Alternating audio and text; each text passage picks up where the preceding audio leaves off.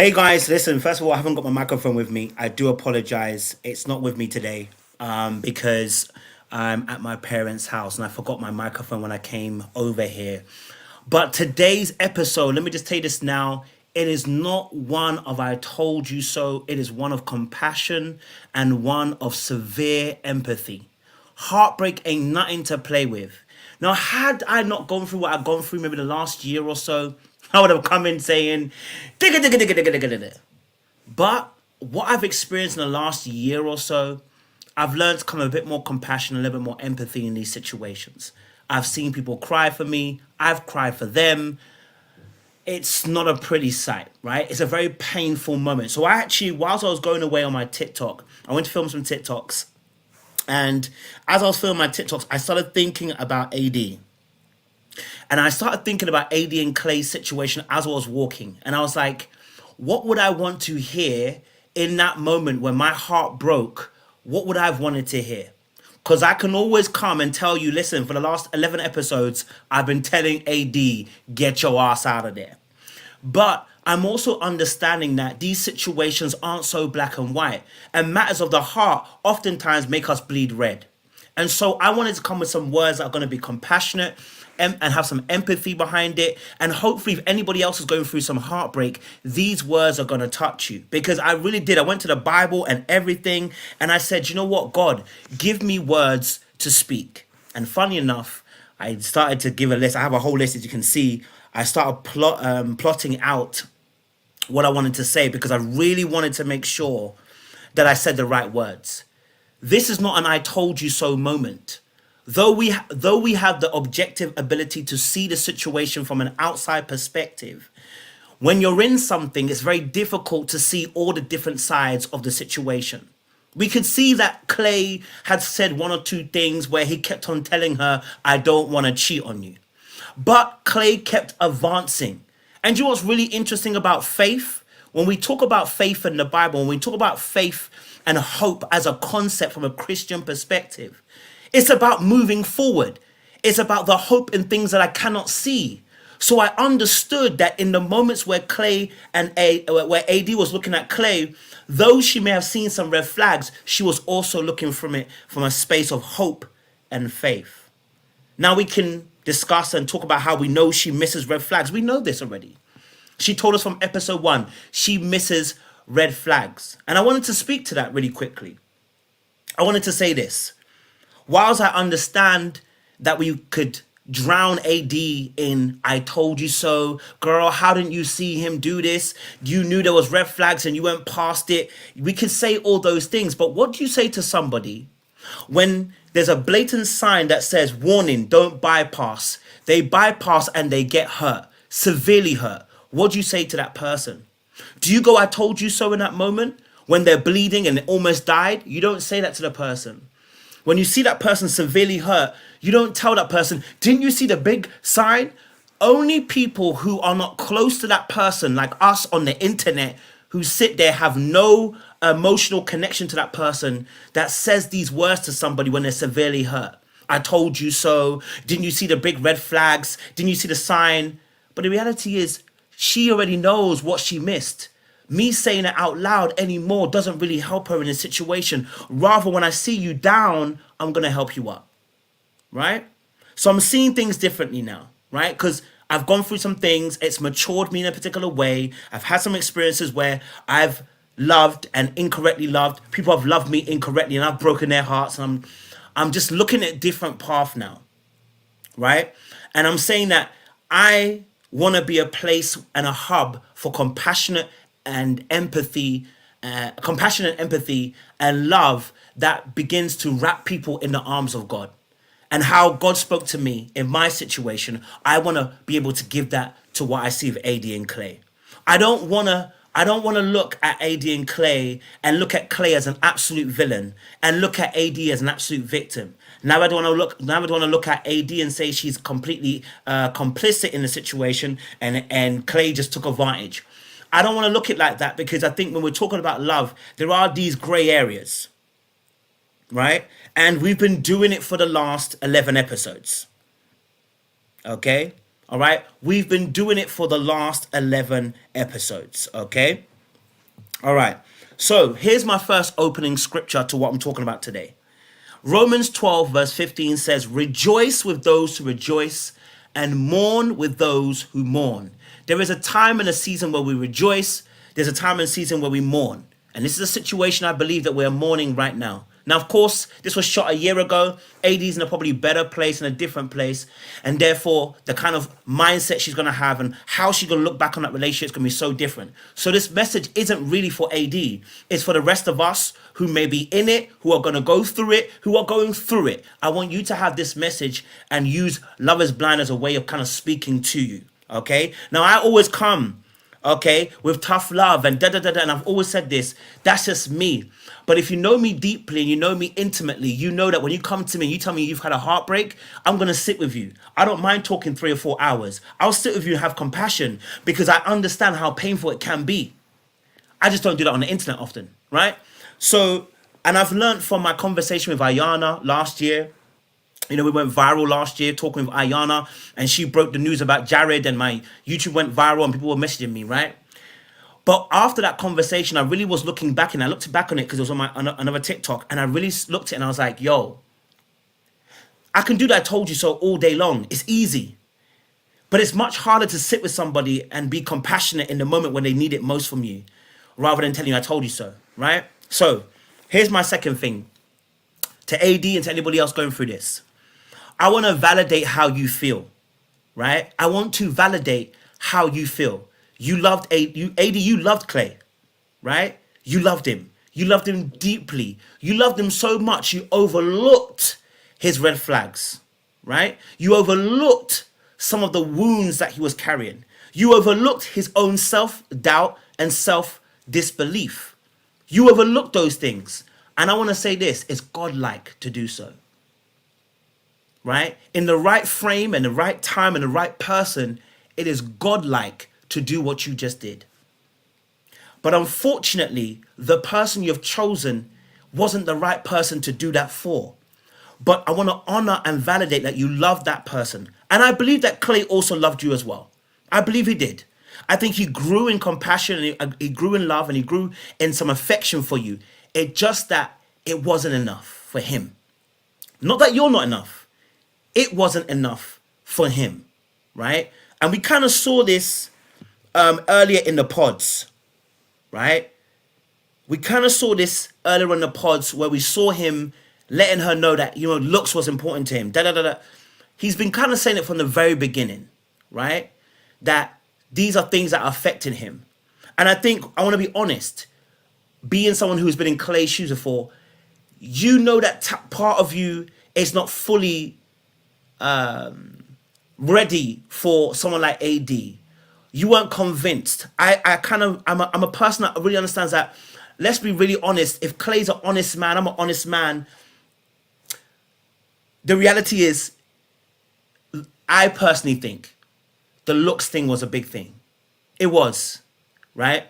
But I think also Clay was learning on the job. And I think the fear of commitment, like his mother said, was a huge thing. So the looks was an issue, but then you got the fear of commitment too. And this marriage day, which you kind of spoke about a couple of days ago as well, that you weren't really sure about it. And you didn't want to, you weren't sure about why that had to be the date. At that point, we could almost see from the outside perspective that this wasn't the person for you, AD. But I understood why you went forward. You see, faith sometimes is a forward action and a forward movement. And sometimes we look upon things that we have not seen. And even though it doesn't look like it to someone and you look crazy, I understand why you took a step forward. Yes, you're a hopeless romantic, and yes, you are somebody that maybe ignores some of the red flags, but I also understand that this is a faith thing. You placed your bets on someone. And then when I look at the Bible, and I look at some of these great men in the Bible, I look at Abraham, and somebody would say Abraham is crazy for hearing God to sacrifice your child. Somebody would say it's crazy for Moses to want to go and lead his people out of Egypt and lead them back to the wilderness. Somebody would say it's crazy for someone like David to be a king, for Solomon to be a king. Someone would say it's crazy for Hezekiah to pray and say, God, you told me I'm going to die, but hold on a minute. Before you say you're going to die, Lord, can you rescind this? And the Lord says, do you know what? I heard your prayer. I'm going to add 15 more years. Faith looks crazy to other people. I understand that. I totally understand that. So I'm acknowledging and validating that what you felt was real. It's just unfortunate it was for the wrong person. Okay? For the wrong person. All right? And listen, I am not saying that we can't tell you there were things that were happening that made it very clear that he wasn't necessarily trying to go through with the situation. But I'm sure you've seen that now. But I'm saying to you, let me have some compassion on you, because I'm not just talking to AD, I'm talking to people that might be going through it. And I understand why some of the audience at this point in time are feeling like, we got to just tell her. I was there last year. I told Ayana the same thing. We just got to tell you. But I've got 11 other episodes that I've done that for. I've got 11 other episodes that I've told you that this is not the right kind of guy. So at this point, when you've hurt yourself, it's not beneficial for me to tell you I told you so. Once again. You understand what I'm saying to you? There's no point drawing for more blood when you're already bleeding. Number 3. Number 4, I should say. It will hurt to feel so close to the finish line and then to be rejected and dashed away. It will feel so painful to have someone supposedly, but let me say he does, love you up until a point where they get to the finish line and then they tell you no. Right? It is very painful to see that happen. I'm not going to tell you, do you know what? It's a saving grace that he did that. Baby girl, I'm telling you, you're going to be better. Baby, you ain't going to be better. This going to sting. And this is going to hurt. And you going to cry. And you going to be in denial. And you're going to want to grieve. You're going to want to shriek. You're going to want to turn the world upside down. And that's understandable, because you're grieving. Because what you know is now dead. And the reality is, what you have pictured in your head and what you had as a fantasy in your mind of what you were coming to complete is now dead. It's finished. Even if he comes back in next week or the week after, the very image of what you had as that perfect day where he would marry you and you would say yes and he would say yes and you'd hold hands is now dead. No matter what he does after this. Because the moment's ruined. So you have to give yourself some time to grieve, right? And I love this because I talked about this the other day about the 7 stages of grief. I want to put this on my Instagram, sorry. I want to say that, the 7 stages of grief, which I was going through my therapist as well, and I was talking about this. And, sometimes you're at one stage, sometimes you're at another stage, sometimes you're at another stage. You can be at different stages at different times, you know what I'm saying to you, right? But it's such a painful thing to be in that space where something is so close and yet so far. Hold on, let me put this here. Okay? It is a very painful space to be in. When I watched it, the part that really broke my heart is this part here, where he's talking to her and he's telling her, I couldn't say yes. And you can just see that she's sitting there and she's just taking it. At that point, I knew that just for her, that kind of level of heartbreak, I don't wish on anybody. I really don't. I really don't wish that on anybody. I don't want you to ever feel that. I don't want to ever... That situation there, yeah. We can do I Told You So's another time. But that tore me to limbs. I was like, damn. That really hurt me, because I was just like looking at her and I was like, she's just doing... When you're in so much pain that you have to numb the pain in order to make sense of what's going on right now, that's a different place to be in. When you're in so much pain that you have to numb the pain that you don't feel in that moment in order to get through it, that's a different level of pain. Right? That's a different level of pain. Hold on, let me put this on there. That's a different level of pain. Okay? Alright? So I said I told you so for Super Panel. And so we understand that you're going through something right now. So that moment there, that face there, is what made me go, I want to change my message, because I remember that face. Going through what I've gone through in the past, year or so, I've seen that face before. I've seen it on someone, and I was like, yo, this is heartbreak, man. I feel bad I've done this. I've seen those tears before. I feel bad I've done this. I've seen that downcast spirit. I've done this. Nah, my message has to change. My message has to change. I need to change that message, because that face is telling you that person is dying right there. When I watched it, I was like, yo, I felt so, I was like, yo. And I understood what Clay's thought was. I understood what Clay's thought process was. I understood it, that for him, what he was seeing was actually, you know what? I can't choose you, because in reality, there are several things that are missing. Those things were missing beforehand. That's why he said no. They weren't missing today. They were missing long beforehand, which is where AD, you're gonna feel it. Because you're gonna say this, why didn't you stop me? Why did you allow me to live in the land of delusion for so long and not strip me of those thoughts? And the reality is, someone feels like, and I'm sure Clay might have thought, I'm gonna change how I feel. Maybe Clay thought to himself, I'm gonna change how I feel. I'm gonna grow. I'm gonna da-da-da. The reality of the situation, he never was gonna grow enough. And the reason why I say that is because from the very beginning, what he was saying. And then when he saw her, when I saw some of the behaviors, I said, even the way he touched her neck, and it was like, nah, he weren't really for it. You know what I'm saying to you? He weren't really for it. And so he kept on stringing her along, unfortunately. That's the sad thing about it. And Clay does need to take some accountability in that space, as well as AD, because she saw the red flags but didn't want to do anything about it. And he also, too, strung her along. Let me get to my next point. People will not have much compassion for you because they will believe that you overlooked the red flags. People will not have compassion for you in these moments because they will feel like you overlooked the red flags. And so they won't be able to soothe your pain, neither offer you words of wisdom and comfort, because they don't empathize with your situation, because they look at you like a fool. I'm going to tell you, don't surround yourself with people like that. Just don't. Don't do it. Don't surround yourself with people like myself in the audience, those who are in my chat. Don't surround yourself with those kind of people, because they're not going to empathize with you. They're going to tell you, I told you so. They're going to tell you, girl, how you not see it? Girl, you stupid. Girl, you dumb.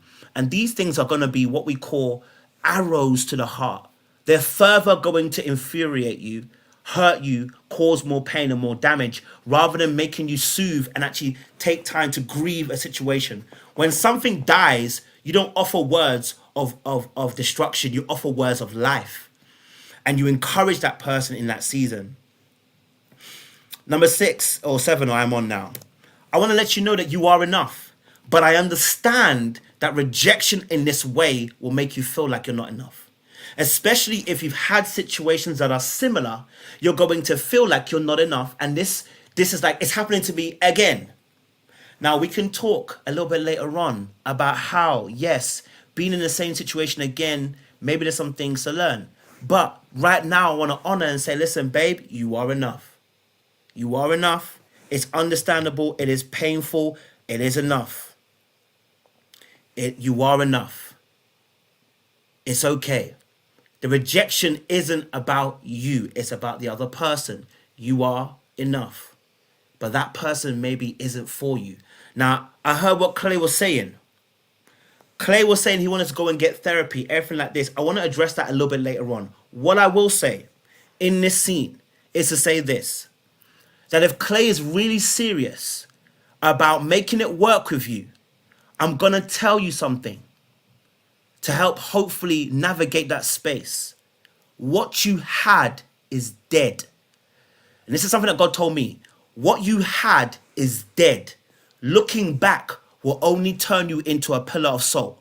What you had is dead. That does not mean that it doesn't work in the future. That does not mean that relationship isn't for you in this situation. What it means is whatever you had then can no longer exist in the future. Where you guys are going now, what he's going to bring, you can't play there. And the reason being is because in reality, as he grows and heals, if he felt like he wasn't enough for you here, or he felt like he couldn't do enough here, the reality of the situation is if he heals, he might not be there when he heals. Now we knew already because from the beginning, we knew he didn't like her like that. So that we felt that a little bit. I can't lie to you. But if you are gonna be open to it, I want to make it very clear that what you had is dead. Don't look at old Clay. You're gonna have to look forward. And looking forward will mean maybe taking some time out. Not jumping straight into a relationship, not just supporting him in this journey. And I'll tell you why. Because what he should have offered you was, we don't go to the altar. I'm serious about making this work, but if I go to the altar, I'm going to say no right now. Join me on this journey. I'm going to go to therapy. I'm putting myself through it. I want your support. I want this to work. That would have been somebody who's willing to cover you and love you. Right? Now, of course, he said no on the altar. That's even more painful. But somebody who wanted to cover you as a man, just talking from a bit of experience, if I wanted to cover you, I'd have said to you, listen, babe, I really can't go to that altar. I really can't. I can't go to that altar because I'm at that altar. What's going to happen is I'm going to make vows to you that I can't hold right now. But what I really want to do is I want to go through therapy because I want to be the best version of me for you. Fine. Then they could have worked a situation if she was willing to go through it. And they had a conversation like that. And AD was like, no. And actually, let me just be real with you. He should have forced it. Because once he realized that he was going to say no at the altar, because he was always going to, at that point, he was going to say no at the altar. Like he really was. I mean, let's say it was in the air, but he was more leaning towards that side, and he was probably looking for a sign or something from God to kind of like hit him, and then he'll go forward. Okay? But in reality, the situation, he should have pulled you aside and told you, listen, here's a plan. But this is what I said.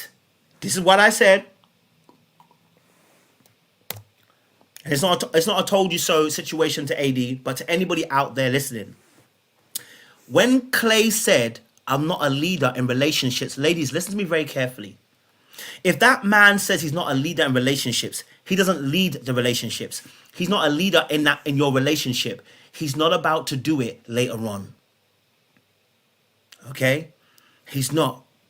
Because Clay told us from early, he's a mama's boy, and he's not a leader in relationships. He doesn't know how to lead it. He wants you to lead it.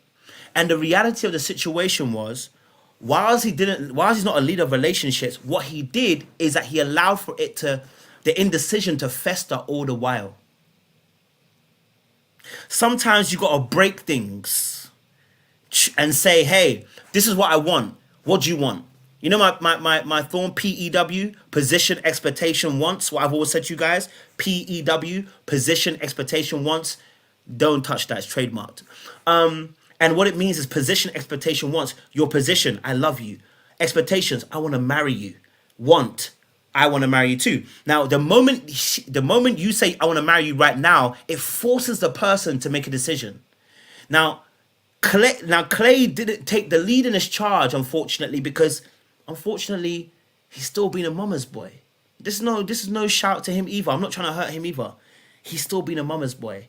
And he was indecisive to the end, hoping that AD would take the final decision. The reality of the situation is he could have saved this relationship. It's still savable, by the way.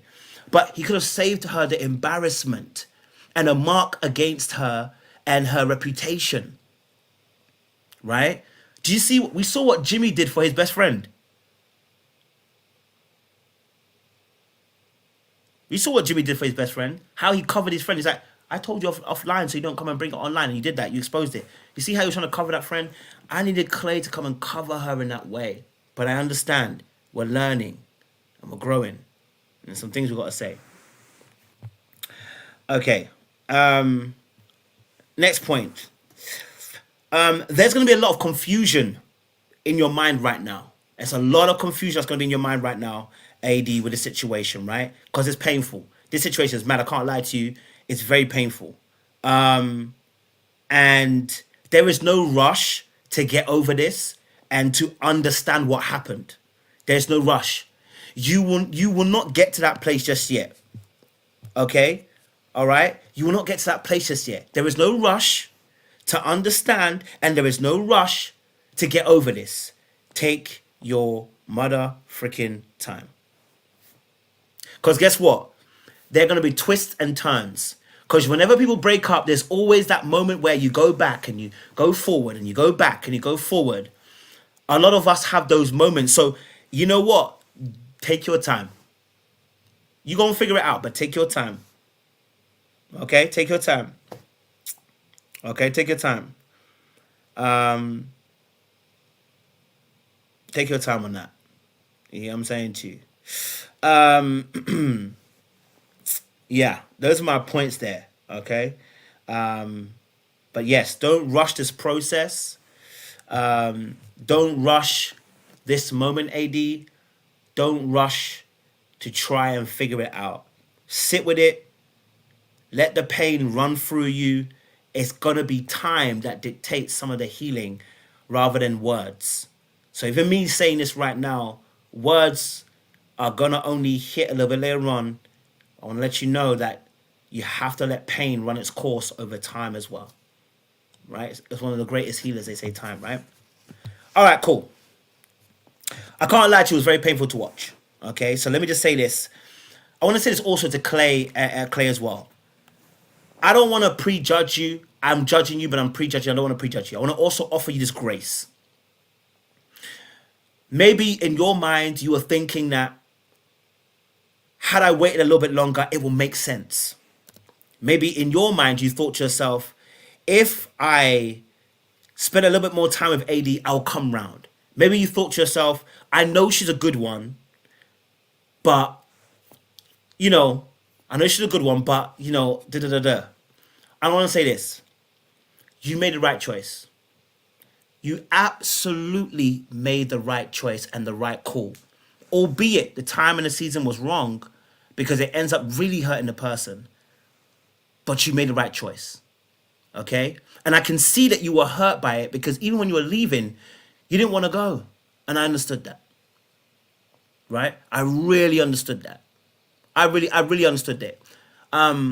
I get it. There is some fear there behind commitment. There's some fear there in making a mistake. There's fear there in not becoming your father.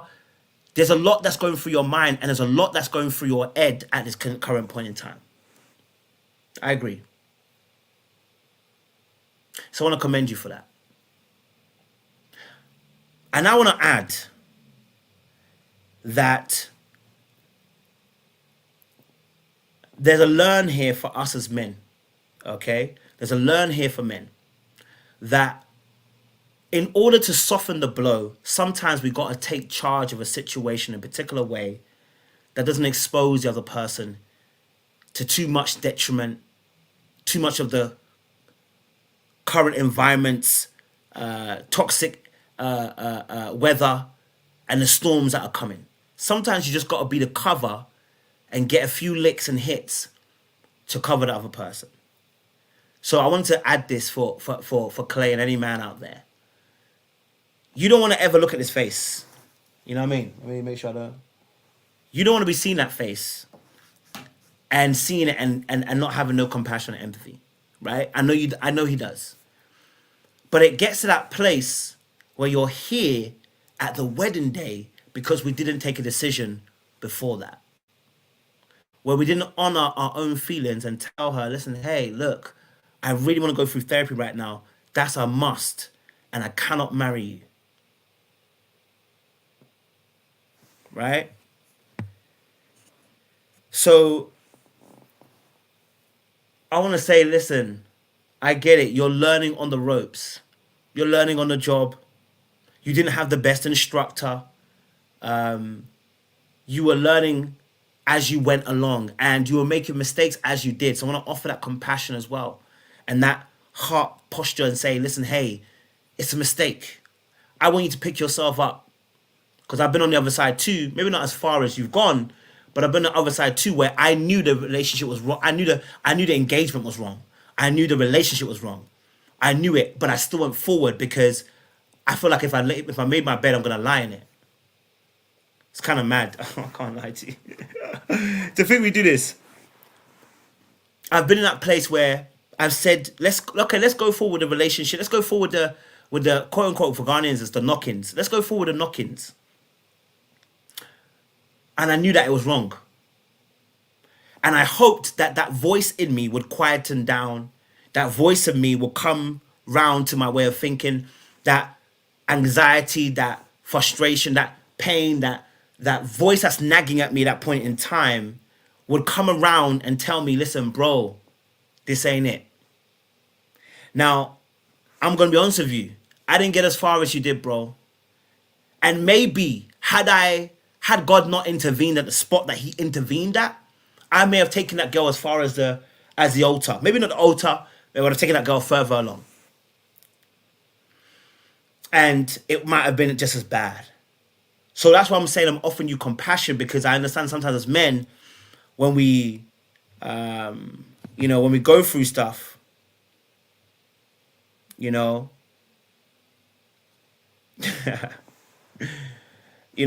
we go through stuff, we try to put it aside. We don't want to honor our own emotions and our own feelings. We don't want to look like we're not being serious. We don't look like we're not taking this seriously. And I think you were taking it seriously. I think you were. There were some flags for you that weren't working, and you weren't ready to say no just yet. I get it. I do. Right? The conversation with your father was really important, because I feel like your father also has some responsibility here. But I want to have some compassion on him too. But he has absolutely some responsibility here. Your father has responsibility in the area that what he should have done was also as the mother. And this is why the mother was so powerful. And I won't go there just yet. I will get there later on. The mother was so powerful because she offered compassion and empathy even to the father, even when he was doing madness, even when she found out some information just recently. Now that takes some grace. That honestly takes some grace for Clay's mum to tell the father, hey, look, in a compassionate way, you need to talk to your son, because some things that you did, you don't realize has impacted him. It took some grace. It took some forgiveness. It took her healing, and it took all her strength not to slap the blackness out of that man. I'm telling you, I know she was angry, because at the end, she couldn't hold the conversation. And I understand. Because why should I wait how many years to find out on national television, or let me say through a national television show, that my son was complicit, because you were making him complicit in your schemes of cheating. Now, of course, his mind is going to be messed up. You have a greater responsibility as a parent, as a father. Yes, you didn't have your dad, but that is irresponsible. So I place a greater weight on the father, but I have compassion for you. Because God would too, right? I have compassion for you. I understand that you were probably thinking you were doing your best as you could. But you were selfish. And because of your selfishness, your son is now suffering the generational consequences of your sins. Now, here's the thing. Okay, here's the thing. What Clay needs to hear from you is what the mother was telling you. Clay needs you to go and tell him that, listen. And it's funny because the father was trying to point out towards the mum, saying, oh, if he just marries a great woman like you, he'll be fine. And that's when I realized the dad still hasn't learned. Chai. The dad still has not learned. Clay's father still hasn't grown up. He still hasn't matured. I do apologize if he ever gets a chance to watch this. I'm not here to disrespect my elders. I want to let you know, but the response told me he hadn't grown up yet. Because your response was, he just needs to marry someone like his mum. Why? Why didn't you understand that you married someone like your mom, and like you married her and you still did what you did? You hadn't learned. And that was even what was more sad for me. And I was like, yo, the realization hasn't dropped yet. It hasn't dropped yet.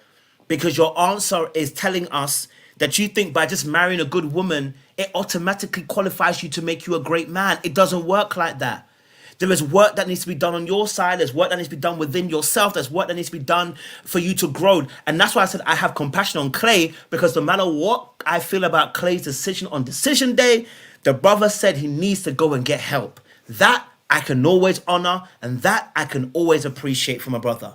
Because now he's going to get the help that's going to change not only his life, but generations' life. Do you know why God trusted Abraham? Because he trusted that Abraham would teach his sons about who God is. So he could trust Abraham, right? And so in this situation, Clay's dad hasn't learned, so he can't pass on that wisdom. Because had it been, his father would have pulled him aside and said, son, let me tell you something. You are lacking in some certain areas. Let me tell you, you're lacking in some certain areas. Before you go into that situation, I want to let you know, these areas, if you don't fix them, they're going to destroy your marriage. But what his dad could give is what his dad had. I hear it. So what his dad passed on was, if you're a winner, you can make this work. Those who have a strong will, those who have a strong will to win, they make it work. And marriage doesn't work because you have a strong will to make it win. It's not about winning nor losing.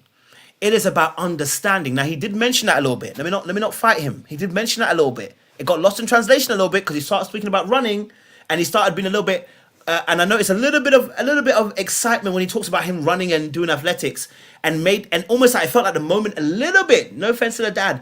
The dad was sucking up the moment a little bit too much, just a little bit too much. That's me, okay.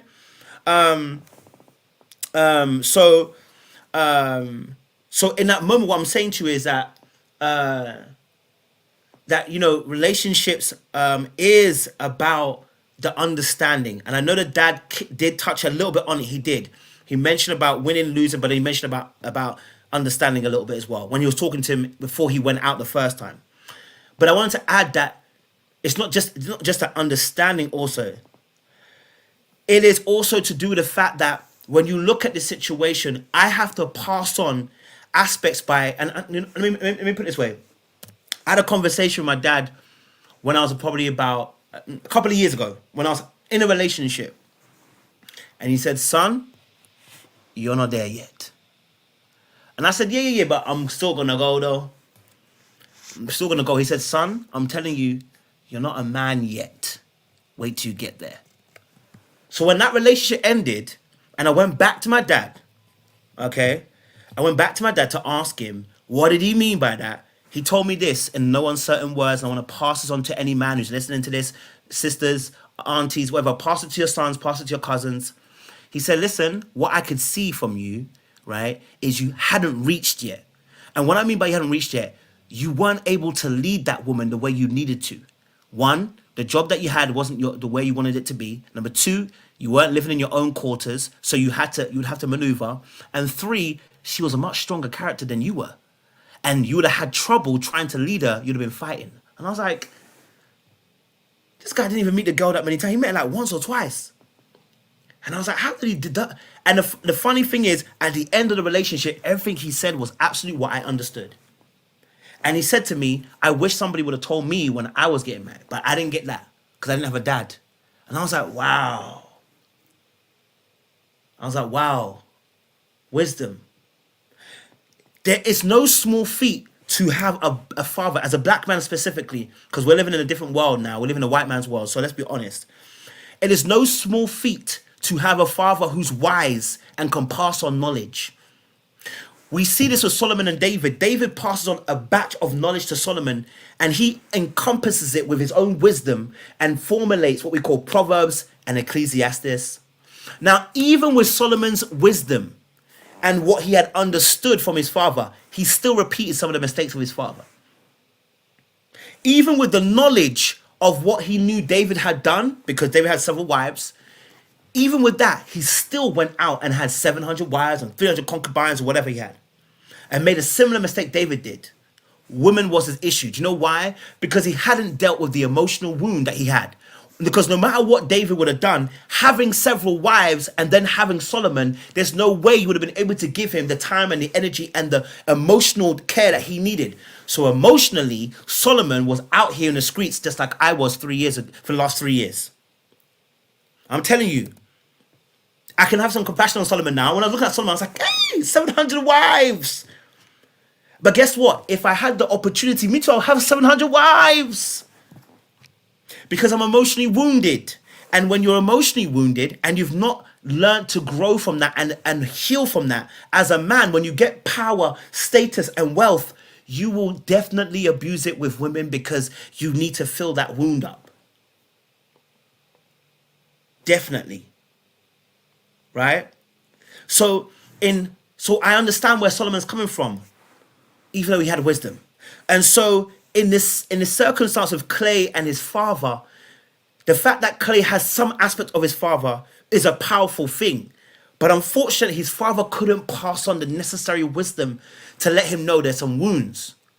Right? Now, only by the grace of God am I not married. I can't even say that's my father per se, because had it not been for God, I would have been married and probably divorced by now. Do you get what I'm saying to you? So when I'm looking at Clay and I'm looking at AD and I'm looking at Clay and I'm looking at his father and I look at what he passed on and I look what he's passed on, I understand why Clay is anxious, and I understand why Clay probably he's even giving fearful avoidant, not even anxious, more fearful avoidant. I can understand why Clay is in a disarray. He wants to be like his father and be smooth and be so easy on the eye and be this kind of player, but he's a mother's boy. So there are two things conflicting in his mind and his process. Let me be the smooth guy and the quote unquote F boy, but I'm a mama's boy. I've got emotions. I feel empathy. I feel these things and I don't want to hurt somebody. But the two are in juxtaposition and they're beefing right now, Clay. And I hear you, bro. You're in beef right now because you're trying to find out who is Clay. Am I the person that's a smooth talker that smooths the pants of a woman? Or am I the man that wants to be able to be loyal, faithful, and be that great husband? Guess what? There's a marriage of the two. You can be a smooth talker that gets you into the marriage, but you also understand loyalty and faithfulness and fidelity. But you've got to marry the two. And the two marry when one begins to heal the emotional wounds. And you take the power of this side, and you take the power of this side, and you merge it together. Now, had I not, like I said, had it not been for God to kind of intervene in my situation, I would have been the emotionally wounded individual in a marriage. Still trying to make it work. Okay? Still trying to make it work. So Clay, I understand where you're coming from. You're trying to understand you. You're trying to get to a balance of you. And that's only going to come when you begin to heal. That therapy is going to be absolutely powerful for you. And when you finally get through that phase, I'm telling you, you're going to be in a better place. Okay? You're going to be in a better place. But I understand not having that father figure that can coach you in that space. It's hard. It's very, very hard. I do sympathize with those moments when it comes to Clay and AD in that respect, especially Clay and his father. The other things I wanted to address. Okay. So, I think, I think, and this is a tough situation to be in. And it promotes me to say that fathers, male figures are so important in the lives of children, man. Don't play with it, man. Your presence can't be undervalued. And I can tell you as a son that has a dad, and yeah, had he had a dad, it would have been a different story. Now that I'm, by the grace of God, if I get a chance to be a father, I got to be able to impute some of that wisdom. But now as I'm getting older, I'm talking to my dad a bit more and I'm like, yo, I'm learning so much about myself, but also as well, I'm learning so much about the opposite gender, but I'm also learning about how to go forward, how to lead, and how to also not make the same mistakes. Because a good father is going to let you know these are the mistakes I made. Don't make the same ones. That is what Clay's father needed to do with Clay. Clay's father needed to come to him and tell him, listen, son, let me sit you down right now. From what I've learned, I didn't heal. I didn't do this. Marrying a good woman is not going to be enough. You need to make sure that you are secure, safe, and you understand you and you're healed from your past wounds. I have inflicted certain things on you that I don't want you to see in the marriage. And so these things here, work on this so that when you go into a situation, you're ready. But he can't pass it on if he doesn't have it. See, his dad is a player, but not a reformed one. Right? And then maybe I'm judging a little bit, so I want to be fair. His dad is a player, but not a reformed one. Because had he been reformed, he would have brought reform to his son. And that would have brought some redemption to Clay, but he couldn't. Because the words didn't have no life, and there was no resurrection for Clay because the words weren't carrying no power in them. When somebody has gone through a crucible and they've gone through certain circumstances and they've gained wisdom, the way they talk about a scenario brings life, not death. This is why when I said I'm going to talk about this situation this way, we now almost have 600 people in the room. Do you know why? Because I changed the way I'm looking at a situation. I promise you, I could have come in here and I could have spat some game and told you, we told you so. And we'd have all kikied and cackled and gone home. But guess what? Nobody would have learned really what really needs to be learned in this moment. I'm telling you right now that the reformation that needs to happen for you is you learn because wisdom is imputed to you and you learn through the experience and you go, I won't do that again. Let me pass on that information to my son. The Bible says that we now have a high priest, Hebrews. You can tell I'm really in my Bible, yeah, because you know I'm quoting Bible scriptures here, there, and everywhere. So forgive me. Don't forgive me. I'm going to be quoting more. The Bible talks to us about Hebrews. Okay? And in Hebrews, it talks about the fact that we have a high priest that now can identify with the temptations and the hardships that you have suffered in life. Yeah?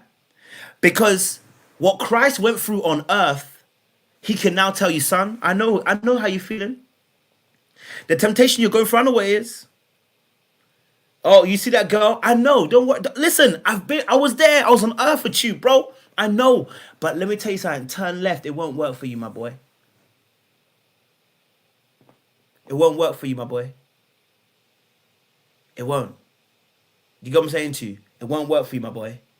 So turn left. That's why Jesus can tell us these things through the Holy Spirit, because what he gonna tell you is that I was on earth and I suffered what you suffered. I went through what I went through, and let me tell you how to get out of the situation. Let me tell you how you wait in that situation. Let me tell you how you say no or say yes in that situation. I've been through it. Come, let's talk and let's reason. The Bible says, let us reason together. It's Isaiah, where God says, let me reason with you. And I'm saying this because fathers reason with their children. You can see it. Boys and women that don't have father figures, you can see it. There's a breach in the wall because the protection that should have been offered to that child isn't often offered. And the child has to grow up quicker and learn things and go out there and be their own defense and protection. Fathers are important. The loss of AD's father to death is such a sad thing. Such a sad.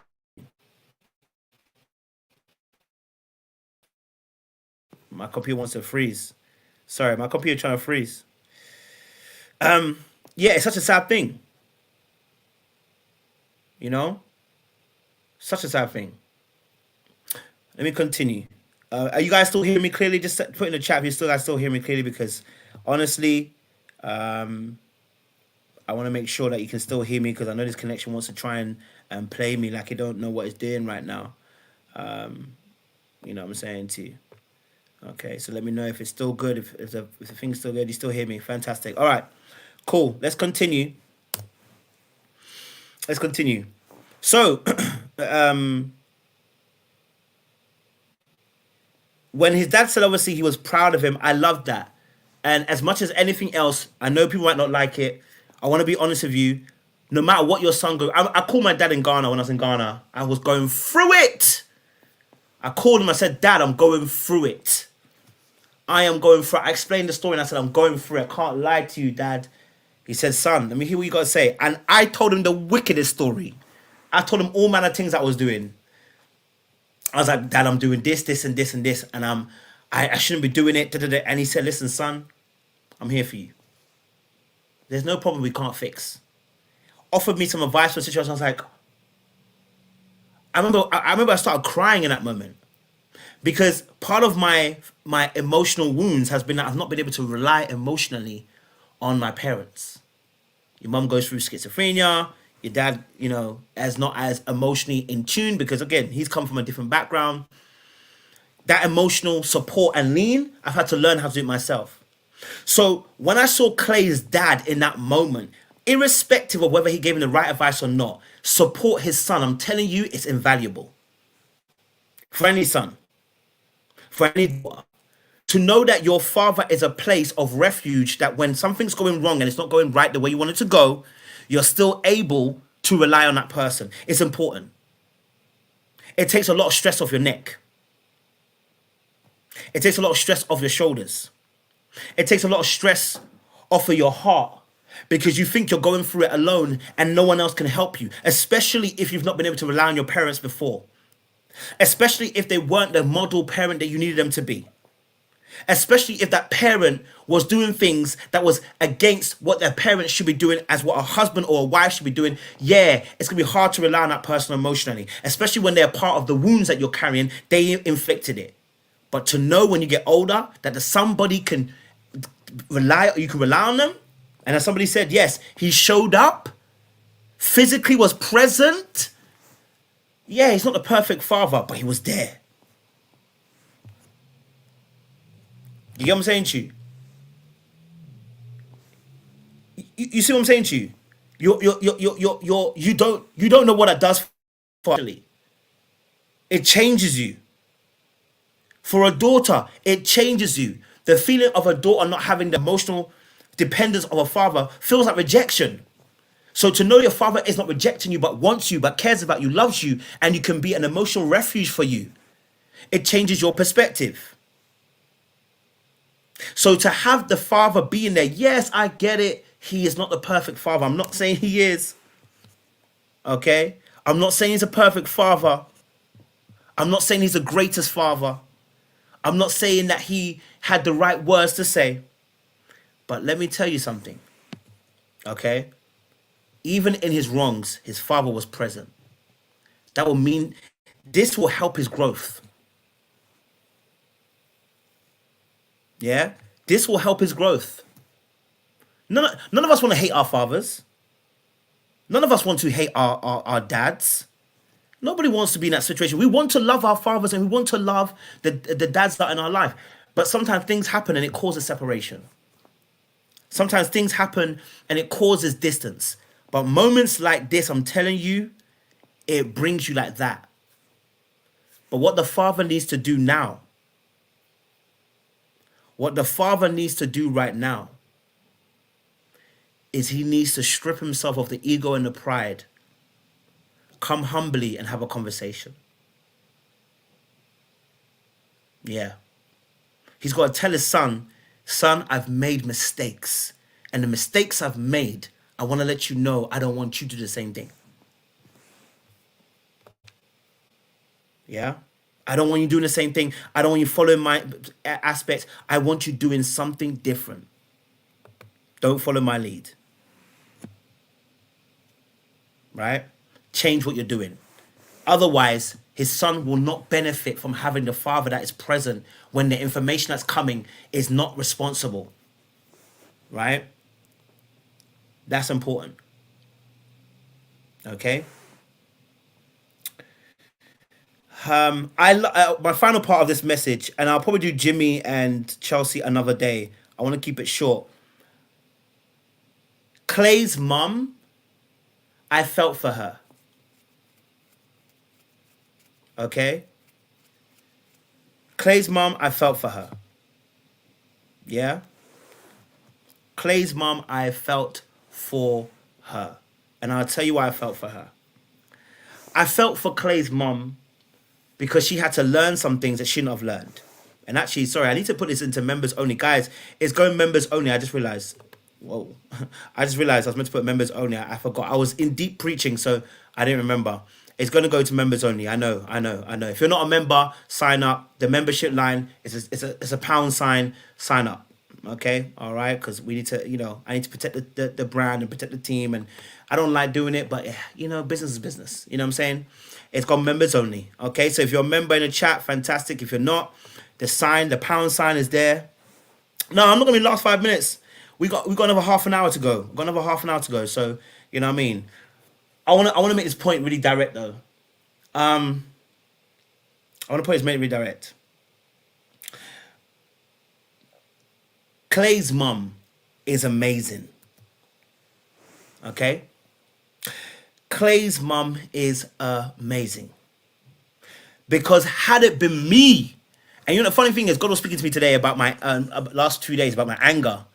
I didn't realize I was an angry person. I'm more latent angry. Like you have to get me to that place. But when I get to that place, all hell gonna break loose. So that's how I get angry. You know what I'm saying to you? When I get angry, all hell breaks loose. Okay. So here's my thing. For me personally, watching Clay's mum have a conversation about how painful the situation was for her, knowing that she found that information in that moment about the way that the father acted in that scenario, we have to commend her. Okay? We have to commend her because if it had been any of us, we might not have shown that grace. Now, maybe she was just doing it for the TV, didn't want to bash man on TV and wait to get offline. Maybe. Okay? All right? Maybe that was it. Okay? Maybe that was it. But the reality of the situation is, okay? Reality of the situation is this. The reality of the situation is this. She, in that moment, okay, said to him some key words. Now, I looked at it here. I put it in my notes. She said, listen, as he was breaking down and he was crying and the father was crying and saying, you know what, he made mistakes and stuff like that. She let him know, listen, hey, I've forgiven you. Yeah, I've forgiven you. It's in the past. I've forgiven you. But here's what needs to be done now. Your son.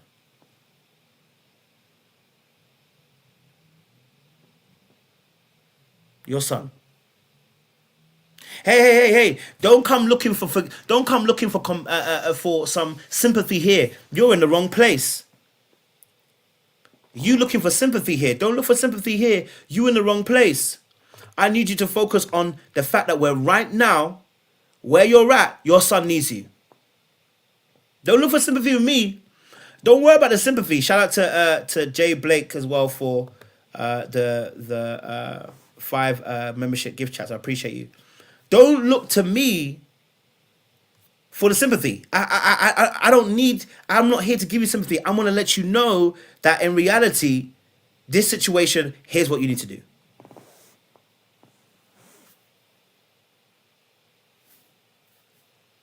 Now that was grace in action.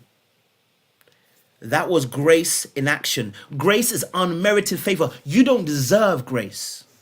That was grace and mercy in action. You don't deserve mercy in this moment, but I'm going to give it to you because I done found out some new information. Yes, Jack, that was a cold ass line when she said that. It's good you met me, but you wasn't good to me. Yeah. Cold ass line. Because the father tried to play it like he knew that he met a good woman. But his own wounds didn't let him treat that good woman good. You got a bad wound, you're going to end up mistreating somebody who's good incorrectly. That's why when she walked off and she was angry, I understood it. Because she was graceful in her response and still let him know. Boy, you lucky. Boy, you lucky. Boy, you lucky. Because had it been something else, you'd have been in trouble.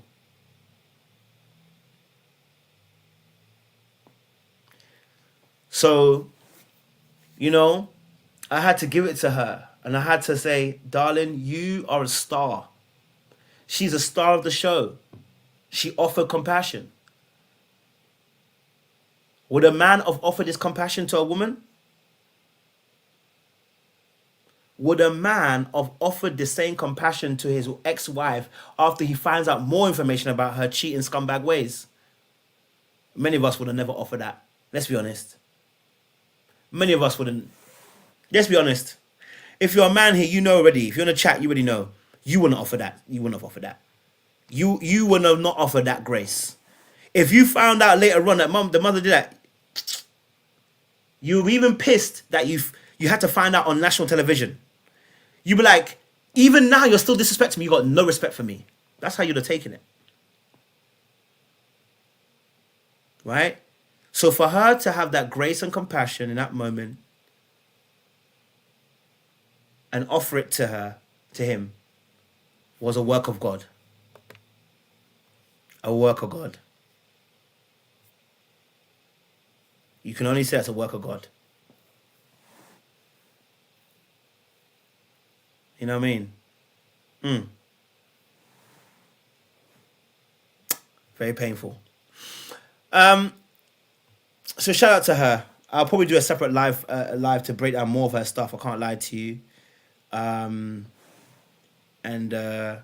Yeah, because honestly, that's a painful situation. Let's quickly just talk about Jimmy and Chelsea, because hold on. Let me can I go back? Can I go back? Okay, hold on. I wanna go Jimmy and Chelsea. Can I go back? No, hold on. Jimmy and Chelsea situation, let me tell you something. Baby. I'm gonna try to stay in a place of compassion, but baby, woo! This was just reserved for my people. Them, this wasn't for Chelsea and for my boy. But listen, let's talk about the situation, okay? I love you too. When you I do love you. But you're saying like, I love you, but not enough. Let's talk about the situation. Okay, let's go to this. Okay. Let's talk about this. Jimmy and Chelsea. Hold on.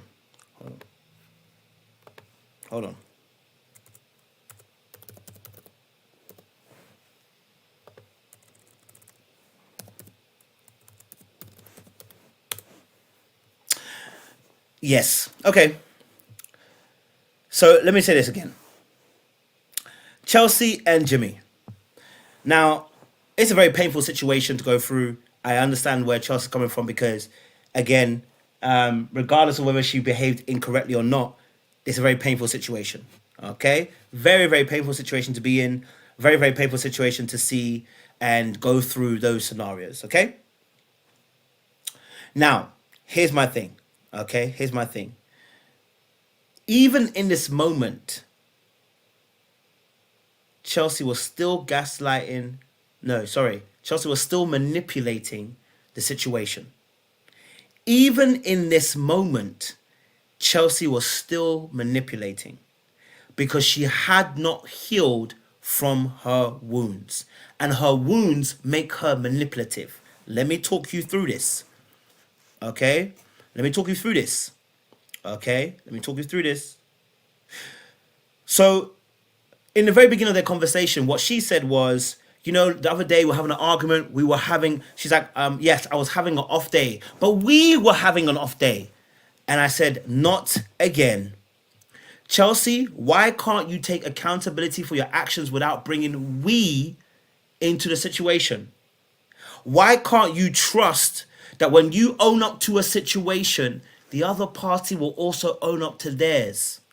I started to realize maybe because in your past, people haven't owned up to their end of their toxicity towards you. Maybe you have been in situations and relationships where people haven't owned up to their side of the issue. Number one. Number two, maybe also because you feel uncovered when you as a person do something wrong, you're afraid that you'll be corrected and it will touch your ego, not who your person and your personhood, rather than it being a behavior. Let me say it again, what I mean by this. Maybe you feel uncovered when you do something wrong. You're afraid the person might critique you, say you're wrong, say that you're bad for what you did, and it won't be about your behavior. It will be about your personhood and your ego. And when you're in a space where you've got a fragile ego and your personhood, it feels like it's being attacked, you're going to struggle to want to take on the advice that somebody's given you. And you're going to struggle to take accountability because you're going to feel like the person saying that you as a person are a bad person rather than what you did is wrong. And in that space, when you are so when you are so wounded and you have no ability to be able to distinguish between your personhood and your behavior because you see them as two, as one and one, when you get offered that critique and told that this is not the right thing to do, you won't be able to receive it. Because whatever they're saying is going to confirm that you're just not a good person. And that's painful. That's really painful to confirm to somebody that no matter what they did, they're a bad person. So I want to offer that compassion to Chelsea because I understand that. I understand that. I understand that. I get it. Now here's another thing I want to talk about. The part where she mentioned Amy and Johnny are the strongest couple, I thought it was going to be once, but I knew that it probably will come up again. But the fact it's come up 3 times and Jimmy caught it, I was like, wow. Sis, your insecurity is leading you to even downgrading your relationship. Your insecurity is leading you to downgrading the relationship. Your insecurity is leading you to a place where you diminish what you have. The Bible talks about how the little, if you take care of the little, you'll be given more. But if you don't take care of the little you have will be taken from you. When you have insecurity, you can't even look after the little. And you cause the little to be taken from you. That's what insecurity does. Insecurity makes you look at the little, not look after the little, and the little gets taken from you. And that's what Chelsea was doing, right? So she kept mentioning that Amy and Johnny are the strongest couple. I mentioned it obviously on 3 different occasions, I'm guessing, because he picked it up, right? Now, she wasn't listening because she felt like we just had one argument and you're going to end me over one argument. No, sis, you know it's not one argument. Chelsea, you know, and I know, it's not one argument. Okay? You know and I know it's not one argument. You know it's several arguments. But you're going to minimalize it so that you can try to manipulate Jimmy that his answer is wrong for the way he treated you and what he's doing right now. Because you're going to try and twist his arm to keep you in this relationship. But the reality of the situation is, you know it's more than one argument. There were several. And when he brought up there were several, then you wanted him to prove what the several were. And not only did you do that, but I've mentioned this about Chelsea. Her manipulation goes to a farther reaches of she won't even let you finish your thought. She won't. She won't. She won't. Aries will have to come out. Timeout. Timeout. I can't stop them from coming out. Timeout. The timeout will work as long as it does. So, they'll yeah, she'll come back when she needs to. Um, but yeah, it's uh, it's honestly a situation where listen, I looked at it and I was like, Chelsea, you doing it again? Okay, Chelsea's doing it again. So when obviously when obviously he told her about sorry Aries, when he obviously told her about also the ex no the friend situation. I told you guys about this situation and I said the way insecure people have the audacity and the kahunas and the balls to have a go at you about a situation that they have the same situation. How can Chelsea get onto him, blast him on national television about sleeping with his friend, which, by the way, again, we'll talk about that in a second or two. Blast him for sleeping with his friend, but at the same time, she herself, right, on their engagement day, I think it was, called her ex FaceTime.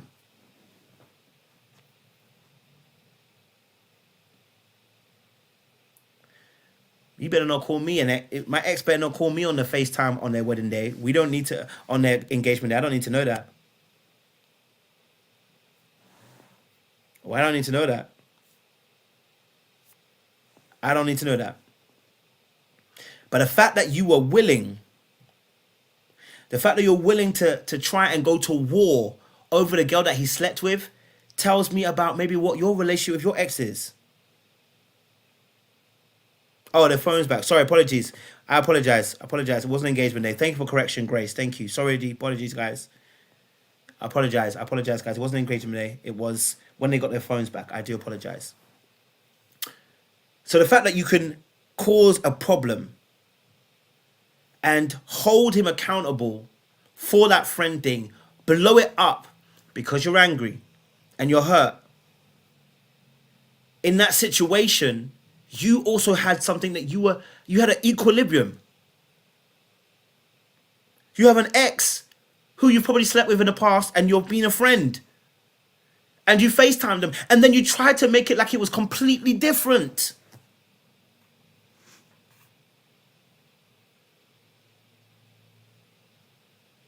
That for me is very wild. That for me is very, very wild. But I understand it because that's what insecurity will do to you. It will place you in a position where you will make double standards of people's situation. And rather than being honest and saying, hey, I got my situation and maybe I need to release my situation, it makes me feel uncomfortable, will you release yours? And when obviously Jimmy was trying to let her know, and by the way, that situation is very complicated, of course, but when Jimmy's letting her know, listen, hey, look, don't worry about my reputation. It's another woman's reputation. Chelsea didn't give a heck. When Chelsea starts drinking and she's angry, everything's on the table.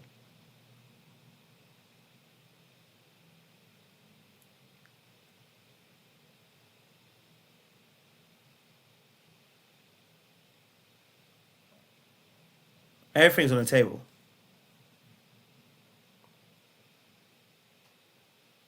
You get me? It's such a shame. Such a shame. Um, Honestly, she could have said it off camera. She didn't need to do it on camera, but she wanted a power play. Okay? She wanted a power play.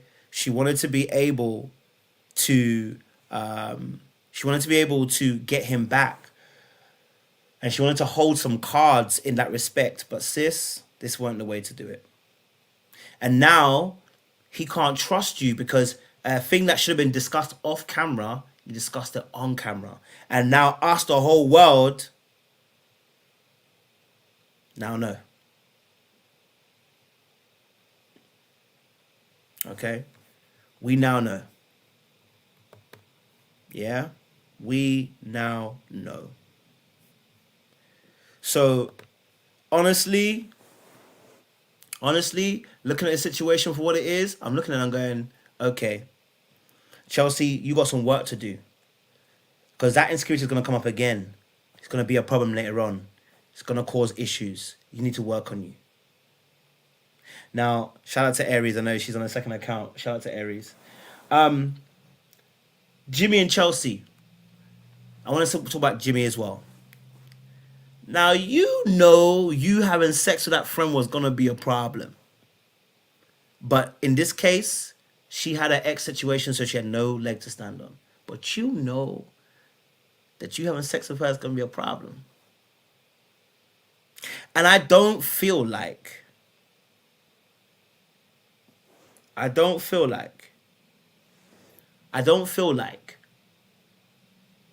Jimmy was all the way sold about Chelsea. I don't feel like that. I don't feel like Jimmy was completely 100% sold on Chelsea like that.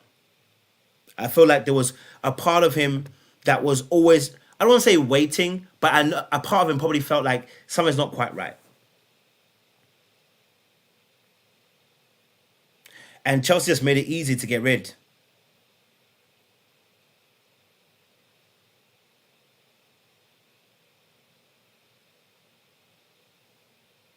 You know what I'm saying to you? So I know he confessed and said he really wanted that woman, but when you complain about someone trying to have sex with you,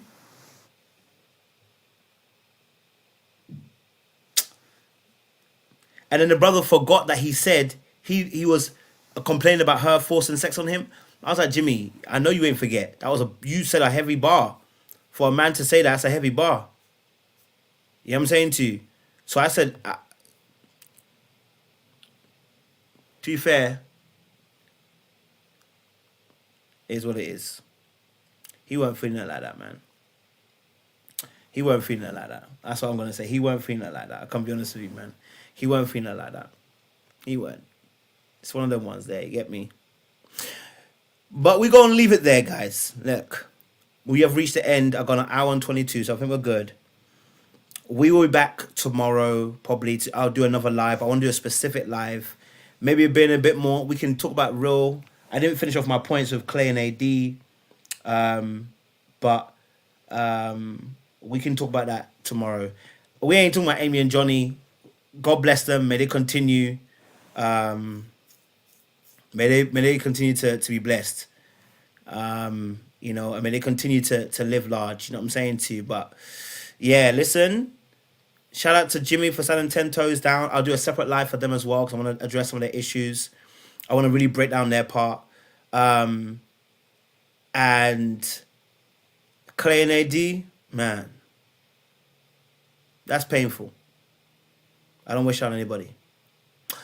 So, guys, if you're new to the channel, make sure you like, share, subscribe. We appreciate you guys. Shout out to Jay Blake for offering 5 memberships as well. Thank you so much. Shout out to our new members as well. We appreciate you. Okay, we got to play a little song for y'all. Play a little song for you. And Bold Black Girls, shout out to you as well. Thank you. We appreciate y'all.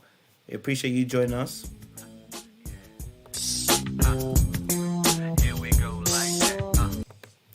That's for those of you who have joined the membership as well. Shout out to Super Sticker for Miss Janelle27. Thank you very much. And Phil Good says, Clay mentioned her finances. His feelings were secondary. Clay didn't belong on the show. AD should walk away from Clay and increase her self-esteem.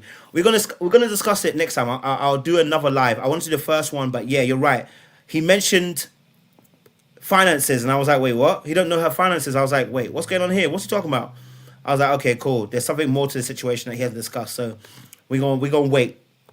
Tomorrow we'll do some more lives for you guys. But I think tomorrow I'm gonna be live with Queen E as well. So I'm gonna shout her because I've shouted her already. We said we're gonna do a live. tomorrow. So look out for the artwork. I will let you guys know what time it is. We're going to do a live tomorrow. So make sure you guys like, share, subscribe, click on the bell button for the notification of the uploads. We appreciate you guys. Stay locked, loaded. Thank you for coming out 600 strong tonight. You know what I mean? And yeah, we're gonna talk some more tomorrow as well. We're gonna be back in a few minutes. I got the Black British panel. We're gonna talk about some real things as well. Appreciate you guys. Stay locked, stay loaded. We'll see you again soon. Much love.